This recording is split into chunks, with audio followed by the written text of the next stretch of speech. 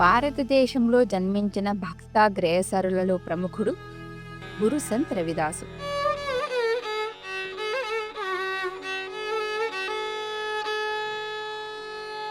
ఆయన 15వ శతాబ్దం వారణాసిలో ఒక చెప్పులు కుట్టే వారి కుటుంబంలో జన్మించాడు.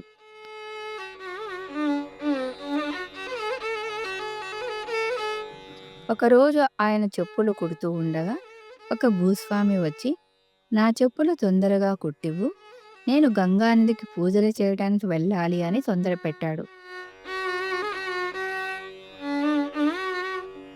రవిదాసు అలానే ఆయన చెప్పులు కుట్టించి, అయ్యా, మీరు ఎలాగూ గంగానదికి వెళ్తున్నారు కదా, నా తరపు నుండి ఈ దక్షిణను సమర్పించండి అని ఆ భూస్వామికి ₹1 అందించాడు.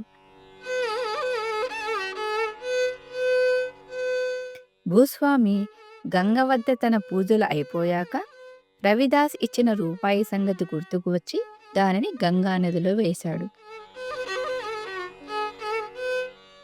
వెంటనే నదిలో నుంచి ఒక అందమైన బంగారు కంకణంతో ఉన్న చేయి పైకి వచ్చింది. నాకు దక్షిణ అందింది, ఆ ఇచ్చిన వ్యక్తికి ఈ కంకణాన్ని అందించు అని ఒక స్వరం వినపడింది. ఆ భూస్వామి నిర్ఘాంతపోయాడు. ఏంటిది? నేను ఎంతో ఖర్చు పెట్టి పూజలు చేసినా నాకు ఫలితం లభించలేదు, కానీ ₹1కే ఇంత విలువైన బహుమానమా అని అనుకున్నాడు. ఆ కంకణాన్ని తీసుకున్నాడు, కానీ అతనిలో ఒక దుర్బుద్ధి కలిగింది. ఈ సంగతి రవిదాసుకు ఎలాగూ తెలియదు, రాజుగారికి ఇస్తే ఆయన నన్ను సత్కరిస్తాడు అని అనుకుని రాజుగారికి ఆ కంకణాన్ని సమర్పించాడు.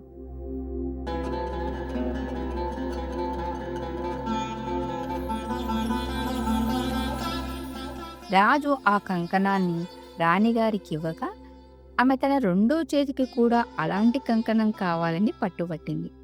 భూస్వామి ఇరకాటంలో పడ్డాడు.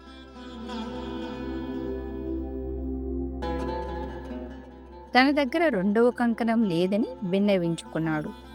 రాజుకి కోపం వచ్చింది. మరుసటి ఉదయంలోగా రెండవ కంకణాన్ని తీసుకురాకపోతే శిక్ష పడుతుందని కఠినంగా చెప్పాడు.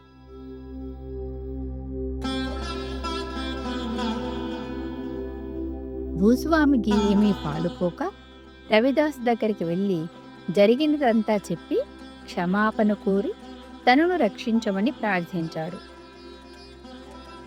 అంతా విన్న సంత రవిదాసు ఏమీ మాట్లాడకుండా తన వద్ద ఉన్న తోలు సంచిలోని నీటిలో చేతిని ముంచి అటువంటిదే మరో బంగారు కంకణాన్ని తీసి అతనికి ఇచ్చాడు.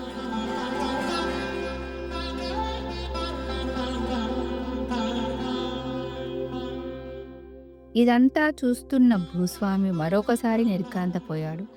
ఇదేంటి, పవిత్రమైన గంగనీటిలో నుండి వచ్చిన వంటి కంకణం ఈ తోలుతులోని మురికి నీళ్ళలో నుంచి ఎలా వచ్చింది అనుకున్నాడు. అతడి మనసు తెలుసుకున్న రవిదాసు చిరునవ్వుతో మన్ చంగాతో కటోతిమే గంగా అని సెలవిచ్చాడు.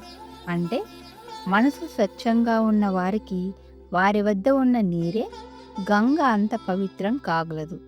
అలానే అటువంటి మహానుభావుల అంతరంగములోని పవిత్రత బాహ్యంగా కూడా ప్రతిబింబిస్తుంది, ప్రతి ఒక్కరిని కూడా ప్రభావితం చేస్తుంది. ఆధ్యాత్మిక సాధకులు అందరూ అటువంటి దివ్యమైన మానసిక స్వచ్ఛతను పొందుదురుగాక. నమస్తే.